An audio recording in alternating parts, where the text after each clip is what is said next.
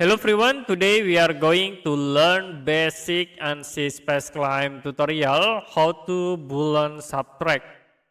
As example, you can create new design and I will draw rectangle. Use Pool Tools to convert into 3D. The next I will create again the second object. Okay, you can draw circle at this point.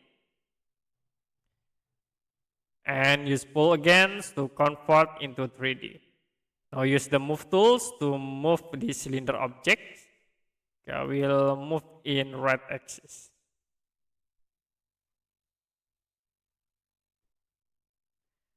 Okay, the next, if you want to use the Boolean Subtract, we can use the Combine tools. Go to Design and then click Combine.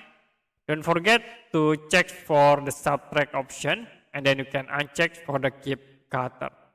So we will select for the first object this box and then for the cutting objects this cylinder object. And it will be create the Boolean Subtract. Okay, that's it for basic Ansys Spaceclaim tutorial how to Boolean Subtract. If you have any question about tutorial, you can comment below this video.